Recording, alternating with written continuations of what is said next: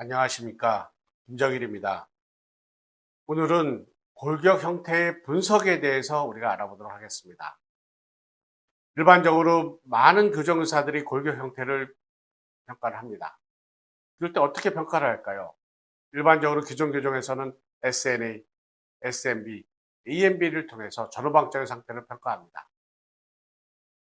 또한 FMA, 또한 SN, 맨디블라 플랜을 가지고서 수직적인 상태를 평가하겠죠. 이를 우리가 한번 그림으로 표현을 해보겠습니다. SNA, SNB, AMB, 그 다음에 FH와 맨디블라 플랜이 이루는 요 선이 될 것입니다. 이와 같이 요 상태에서 상악과 하악의 전후방적인 상태, 그 다음에 상악과의 관계는 우리가 제한이 있게 됩니다. 반면에 묘에서는 ODI, APDI, CF. 이와 같이 전후방적인 분석에서는 APDI, 수직적인 분석에서는 ODI, 그 다음에 컨비네이션 벡터를 통해서 우리는 쉽게 알 수가 있게 됩니다. 그래서 이런 ODI, APDI, CF는 AB, 맥시로맨디블라 트라이앵글, 그 다음에 상악은 팔라탈 플랜, 그 다음에 AB 플랜, 그 다음에 맨디블라 플랜이 이루는 요 삼각형을 우리는 주의 깊게 보는 것입니다. 그래서 이때 컨비네이션 벡터는 ODI와 APDI를 더한 값이 될 것이겠죠. 이때 ODI는 AB2 맨디블라 플랜이 이루는 요 값, 그 다음에 APDI는 팔라탈 플랜과 AB 플랜이 이루는 요 값이 APDI가 되는 것입니다. 컨비네이션 팩터가 155보다 큽니다. 이는 우리가 두 가지 ODI와 APDI를 더한 값이기 때문에 하이 CF가 됩니다.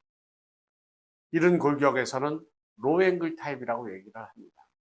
로앵글 타입은 얼굴이 동그란 얼굴이 되겠죠. 반면에 CF가 150보다 작은 경우에는 ODI와 APDI를 더한 값이 작기 때문에 로우 CF라고 얘기를 합니다.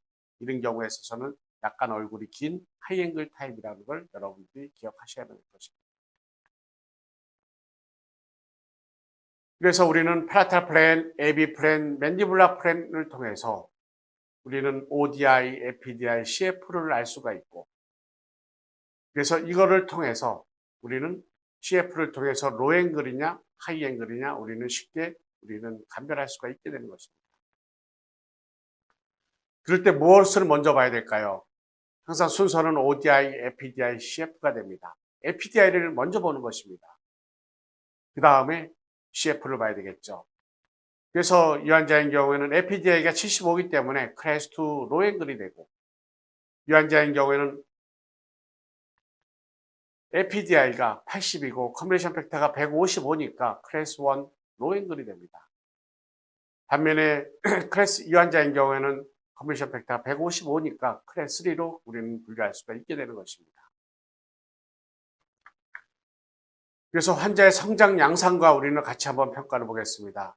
수직적인 성장을 하는 경우에요. ODI 수직적인 성장을 하는 경우에는 얼굴이 길어지겠죠. 오픈 바이될 가능성이 많습니다. ODI도 바뀌고 APDI도 바뀝니다. 그런데 컨비네이션 팩터는 안 바뀝니다. 반면에 호리존탈 그로스를 하는 경우에는 딥바이치 될 가능성이 많습니다.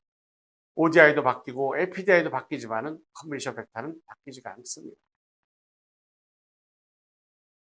그래서 숫자로 ODI 71, APDI 69, 컨비네이션 팩터가 140이라고 하면은 ODI는 정상치, APDI는 77보다 작으니까 2급이 될 것이에요.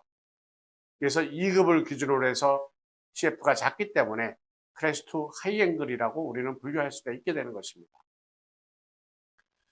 반면에 이 환자는 ODI가 79, 78보다 크니까 딥바이식 경향이 있습니다. APDI 80, 1급이겠죠. 컨비네이션 팩터 159입니다. 항상 먼저 봐야 되는 게 두 번째 APDI 수치를 봅니다. 1급이 되겠죠. 그 다음에 컨비네이션 팩터 크니까 이 환자는 클래스 1 로앵글로 우리는 분류할 수가 있게 됩니다. 다시 한번 보겠습니다. 이와 같이 하이앵글인 경우, 이런 경우에 로앵글로 될 수가 있을까요? 하이앵글에서 맨디블라 플랫앵글, ODI 값 다 변할 수가 있습니다. 그런데 변한다 하더라도 하이앵글 내에서 변하게 되는 것입니다. 반면에 로앵글인 경우에는 어떻게 될까요? FMA 바뀌고 ODI도 바뀝니다. 그런데 이것도 로앵글 안에서 바뀌게 됩니다.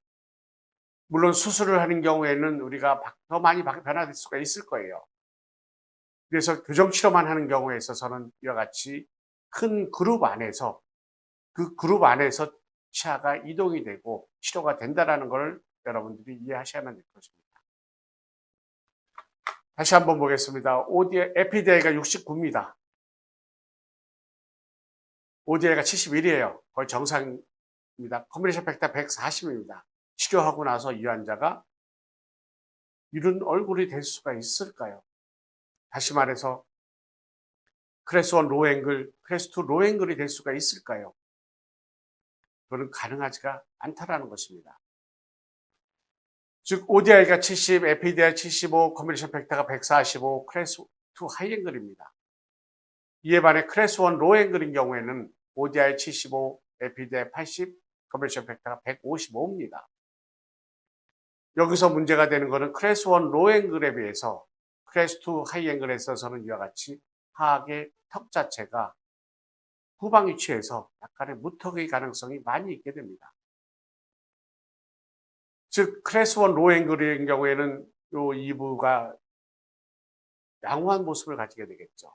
즉 클래스 2 하이앵글이 치료 후에 이런 2부가 나오기는 쉽지가 않다는 것입니다. 이 환자인 경우 ODI 69, 에피디아이 75, 컨비네이션 팩터 144입니다. 치료하고 나서 이 환자가 어떻게 바뀔 수가 있을까요? 145로 ODI 65, 에피디아이 80, 145로 되든지 아니면은 65, 70, 135로 더욱더 심해질 수가 있다는 것을 여러분들이 생각하셔야 될 것입니다. 이 환자 보겠습니다. ODI 64, 에피디아이 73, 137입니다. 클래스 2 오픈 바이시죠. 골격에서는 클래스 2 하이앵글입니다. 치료 후에 치료가 끝났습니다. 근데 여기서 보시면 컨비네이션 팩터는 바뀌지가 않는 걸 여러분들이 이해하셔야만 될 것입니다. 이 환자도 마찬가지입니다. 컨비네이션 팩터가 144가 클래스 2 하이앵글 타입입니다. 치료 후에 이 환자가 컨비네이션 팩터가 155로 될 수 없다는 것을 이해하셔야만 될 것입니다. 이 환자는 컨비네이션 팩터가 160으로 충분합니다. 이 환자는 치료 후에 어떻게 됐을까요? 컨비네이션 팩터는 160으로 그대로 유지가 됩니다. 즉 클래스 1 로앵글이 클래스 1 로앵글 그대로 유지가 되는 것입니다. 이 환자는 어떨까요? 에피디아이는 73, ODI는 76으로 딥바이트 경향입니다. 그런데 컨비네이션 팩터가 작습니다. 이 환자를 딥바이트로 보고 치료를 해야 될까요? 아니면은 하이앵글로 보고 치료를 해야 될까요? 클래스 2 하이앵글로 보고 치료를 하셔야 될 것입니다. 즉 상악 구치가 정출되는 것에서는 치료가 바람직하지 않을 수가 있을 것입니다. 치료가 끝났습니다. 에피디아이가 79로 하악이 앞으로 많이 나왔습니다. 그런데 컨비네이션 팩터는 안 바뀝니다. 즉 ODI가 에피디아이의 값을 줌으로써 컨비네이션 팩터가 바뀌지 않는 것입니다. 그래서 ODI가 바뀌면서 에피디아이 또한 바뀔 수가 있게 되겠죠. 그런데 이루는 삼각형 이 볼륨은 바뀌지 않는 것입니다.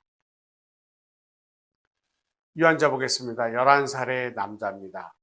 상악은 이와 같이 돌출이 돼서 왔습니다. ODI 87, 에피디아이 69, 컨비네이션 팩터가 157입니다.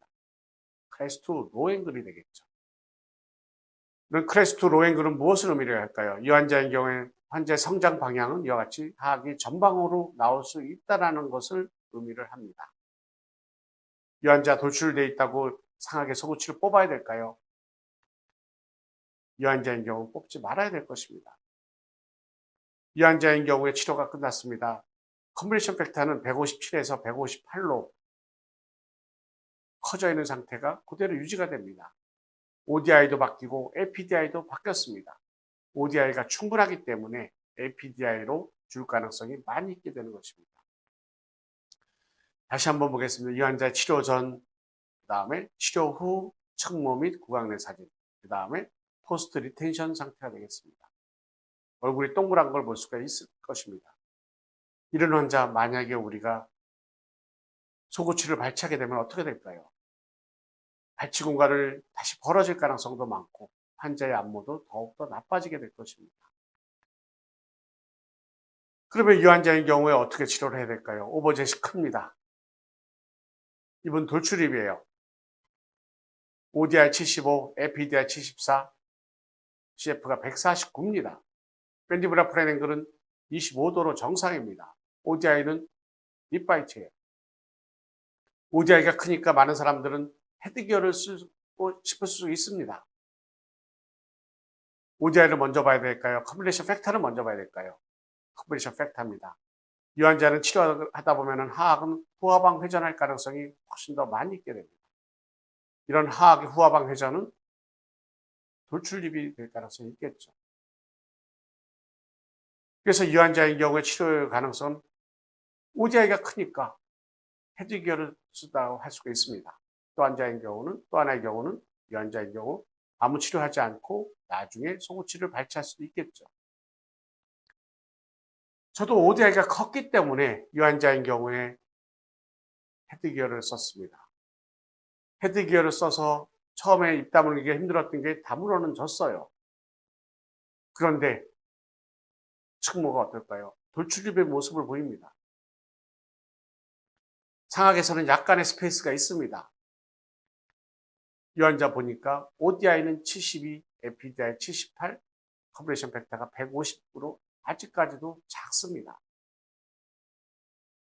더 상악의 6번을 뒤로 밀어야 될까요? 그러면은 포스테리어 쪽에서 총생이 야기될 수가 있을 것입니다. 그래서 상악만 제소고치 발치해서 이런 과도한 오버젯을 해결을 하고 치료가 끝난 케이스가 되겠습니다. 그래서 환자는 양호한 측모 및 입 다물기가 편해졌습니다. 그랬을 때 이 환자의 CF는 어떻게 됐을까요? ODI는 69.5, APDI 78.5, 컴플리션 팩터는 148입니다.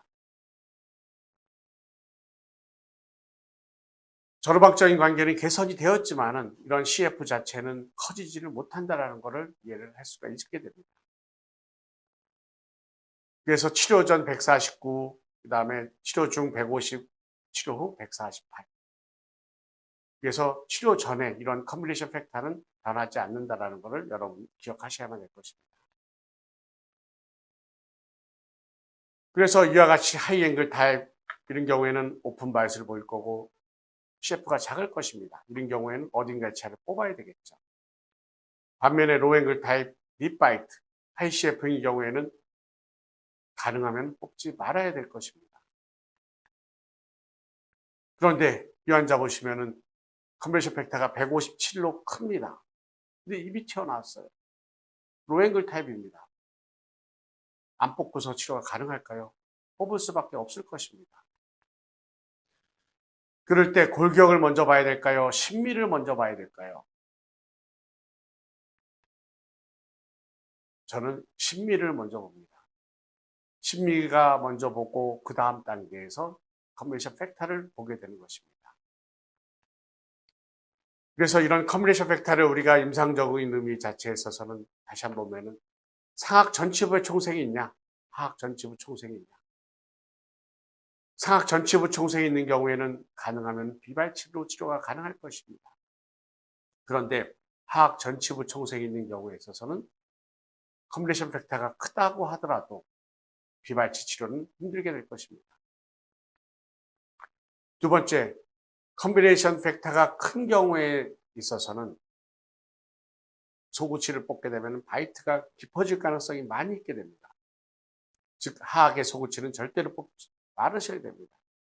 만약에 상악의 전치가 튀어나와서 상악 전치를 후방 이동시키려고 하면은 상악만 소구치 발치를 생각을 하실 수가 있게 되겠죠. 반면에 컨벤션 팩터가 이와 같이 작은 경우에 있어서는 비발치 치료에 있어서는 한계가 있게 됩니다. 전치부가 이와 같이 오픈이 될 가능성이 많이 있겠죠. 그래서 어딘가에 치아를 뽑아야 된다. 그럴 때 제일 좋은 거는 후방부 치아부터 먼저 생각을 하시는 것입니다. 제3대 구치 발치, 그 다음에 상악의 7번 발치, 그다음에 상하 5번 발치, 그다음에 상하 4번 하하 5번 발치, 마지막에 상하 제1소구치 발치를 생각하시는 것입니다. 경청해 주셔서 감사합니다.